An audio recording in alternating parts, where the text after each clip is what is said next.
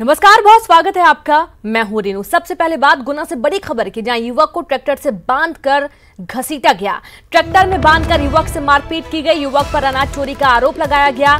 कृषि उपज मंडी में किसानों ने फाड़े आरोपी के कपड़े। कैंटी थाना क्षेत्र की कृषि उपज मंडी का ये पूरा मामला सामने आया है। तो बड़ी खबर आपको दे रहे हैं। आप देखिए तस्वीरों में, ये जो युवक है इसको बांधकर घसीटा गया और इसके बाद ट्रैक्टर से बांधकर इसकी जमकर पिटाई की गई है। युवक पर अनाज चोरी का आरोप लगा है और इस आरोप के चलते कई लोगों ने इसकी जमकर पिटाई की। कृषि उपज मंडी में किसानों ने आरोपी के कपड़े भी फाड़ दिए। कैंटी थाना क्षेत्र की कृषि उपज मंडी का ये पूरा मामला सामने आया है, जहां पर युवक के साथ जमकर मारपीट की गई।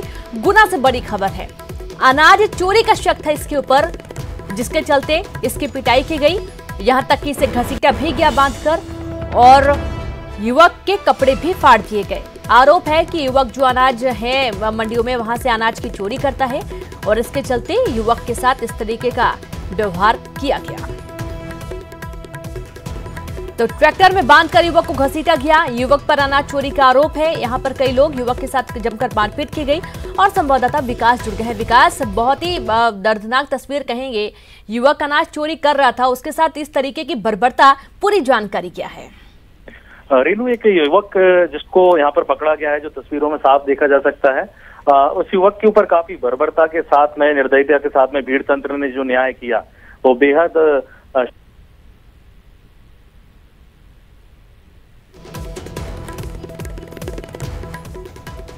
तो फिर से हम बात करने की कोशिश करेंगे। विकास से आवाज नहीं आ रही है, लेकिन आप देखिए जिस तरीके से बर्बरता के साथ युवक के साथ ये बर्बरता की जा रही है, चौंकाने वाली है, क्योंकि अनाज चोरी का आरोप है इसके ऊपर। और कितना अनाज इसने चोरी किया है, एक युवक है। आप देखिए कि कृषि उपज मंडी में कुंटलों में अनाज सड़ जाता है, खराब हो जाता है, भीग जाता है, पशु खा जाते हैं। युवक के अनाज चोरी करने पर इसकी जमकर पिटाई की गई। कानूनी कार्रवाई नहीं, आजकल जो भीड़ है वो खुद ही सारा फैसला कर लेती है। दोषारोपण के साथ साथ जो सजा है वो भी सुना दी जाती है। सुनाई क्या जाती है, सजा का पूरी तरीके से यहाँ पर प्रभाव भी दिखता है। जमकर पिटाई कर दी जाती है और यहाँ तकरीबन 10 से 15 लोग हैं जो कि इस पूरी भीड़ में शामिल हैं। युवक को घसीट रहे हैं बांधकर, उसके कपड़े उतारे गए, उसको मारपीट उसके साथ की गई। युवक पर अनाज चोरी का आरोप है और इसके चलते युवक के साथ इस तरीके की बर्बरता आपकी टीवी स्क्रीन पर आप देख पा रहे हैं। तो कृषि उपज मंडी में किसानों ने आरोपी के कपड़े भी फाड़ दिए इस दौरान और जमकर पीटा।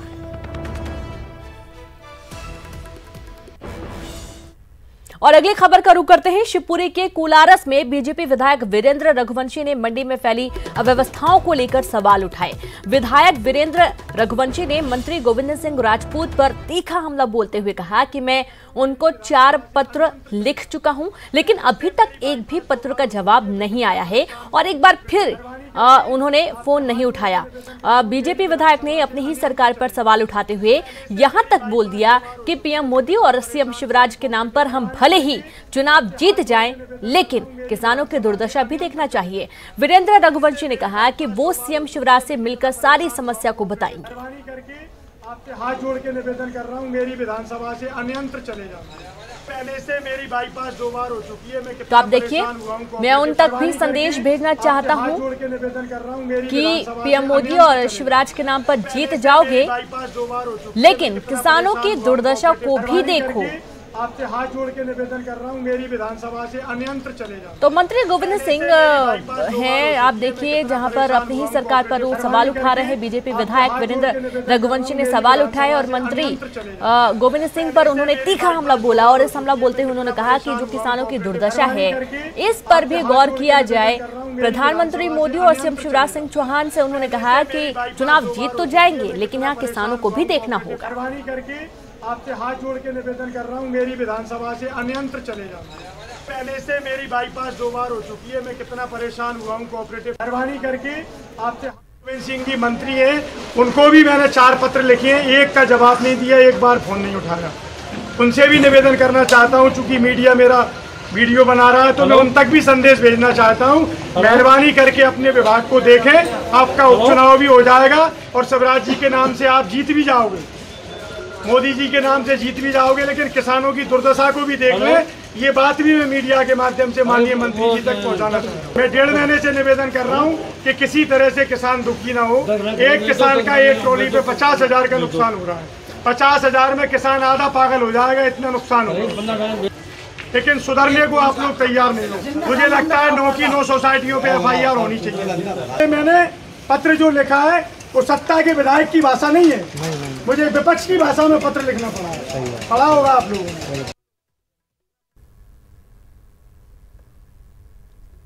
कर रहा हूँ मेरी विधानसभा से अन्यंत्र चले जाना। पहले से मेरी बाईपास 2 बार हो चुकी है। और संवाददाता शिवपुरी से अशोक अग्रवाल जुड़ गए। अशोक, यहाँ पर अपने ही सरकार पर सवाल उठा रहे हैं, अपने ही सरकार से हाथ जोड़कर विनती कर रहे हैं यहाँ पर विधायक वीरेंद्र रघुवंशी। क्या क्या समस्याएं हैं किसानों की? बिल्कुल रीनू, मैं आपको बता दूं, ये कोलारस से भाजपा विधायक हैं वीरेंद्र रघुवंशी, जो आज कृषि मंडी में जो अनाज का तौल चल रही है, चना की तौल वगैरह चल रही है, उसको लेकर के इनके पास बहुत शिकायतें आ रही थी। किसानों की तौल नहीं हो रही है, कई दिनों तक उन्हें लाइन में लग रहा है। इन्हीं सबको देखने जब वो कोलारस मंडी पहुंचे तो वहां की स्थिति को देख करके वहां के जो सोसाइटी प्रबंधक थे उनके सामने वो हाथ जोड़ करके खड़े हो गए और उनसे कहने लगे कि आप अपना यहाँ से कहीं अन्यत्र स्थानांतरण करा लो, क्योंकि मेरी विधानसभा क्षेत्र में इस तरह के भ्रष्ट अधिकारी नहीं चल पाएंगे। इसी तरह से वो जो खाद्य मंत्री हैं गोविंद सिंह राजपूत, उनको और इशारा करते हुए भी उन्होंने मीडिया के माध्यम से संदेश दिया कि वो अपने विभाग की ओर देखें। इस तरह से वो काफी बिफरते हुए नजर आए और सत्ताधारी दल के होने के कारण इस बात का कई कयास लगाए जा रहे हैं। जी रीनू। जी बिल्कुल। और जिस तरीके से अब वो इनका ये भी कहना है अशोक यहाँ पर कि पीएम मोदी स्व सीएम शिवराज से कि आप जीत तो जाएंगे चुनाव, लेकिन किसानों की भी दुर्दशा देखनी होगी। यहाँ से ये समझ में आ रहा है कि उनको भी क्या ये आभास है कि किसानों की अवहेलना हो रही है, उनको देखा नहीं जा रहा है? बिल्कुल रीनू, मैं आपको बता दूं, क्योंकि ये घुर सिंधिया विरोधी विधायक हैं और जिस तरह से सिंधिया की पार्टी में वापसी हुई है तो उससे भी ये कहीं ना कहीं पूरी बात में, उनकी बात में इससे भी वो आहत हैं। और इसी के चलते उन्होंने जब गोविंद सिंह राजपूत पर निशाना साधते हुए ये कहा कि आप मोदी और शिवराज के भरोसे चुनाव तो जीत जाओगे, लेकिन आप किसानों की चिंता कर लो। तो चलिए, इस माध्यम से उन्होंने। बिल्कुल अशोक, शुक्रिया तमाम जानकारी के लिए। अगली खबर का भी हम रुख करेंगे और अगली खबर मिल रही है रायपुर से, बड़ी खबर, जहां जोगी कांग्रेस में विलय का फैसला। विलय पर पीसीसी अध्यक्ष मोहन मरकाम का बयान आया है, जहां जोगी कांग्रेस के विलय का फैसला हाईकमान करेगा। बिना हाईकमान के निर्देशों पर कोई निर्णय नहीं होगा, मरकाम का कहना है। बड़ी खबर आपको दे रहे हैं, जहां जोगी कांग्रेस के विलय का फैसला हाईकमान करेगा और अब हो सकता है कि जो जोगी कांग्रेस है वो कांग्रेस में मिल जाए। रायपुर से बड़ी खबर है, जोगी कांग्रेस में विलय का फैसला। विलय पर पीसीसी अध्यक्ष मोहन मरकाम का बयान आया है, जहां पर मोहन मरकाम का कहना है कि जोगी कांग्रेस के विलय हाईकमान तय करेगा। बिना हाईकमान के ये विलय नहीं होगा, कोई निर्णय नहीं होगा। तो बड़ी खबर है रायपुर से और हो सकता है कि आप जोगी कांग्रेस और कांग्रेस को एक होता हुआ भी देखें। हालांकि कांग्रेस से हटकर ही, निकलकर ही जोगी कांग्रेस एक दूसरी पार्टी बनी थी, लेकिन जल्द ही इसमें ये कहा जा सकता है या हो सकता है, ऐसी पूरी संभावना देखी जा रही है कि अमित जोगी अब कांग्रेस के साथ विलय कर ले। चूंकि विलय पर पीसीसी को अभी पूरा जो हाईकमान है वही तय करेगा कि ये विलय करना है कि नहीं करना है। और इसके चलते जो मोहन मरकाम है, उनका साफ तौर पर कहना है कि बिना हाईकमान के जो परमिशन है, उनके निर्देश के बिना, उनके निर्णय के बिना ये विलय नहीं हो पाएगा।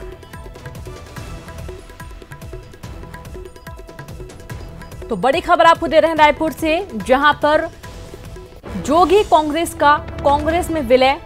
और जैसा कि आप देख रहे हैं कि छत्तीसगढ़ में इस वक्त कांग्रेस एक बहुत ही मजबूती के साथ सत्ता पर काबिज है।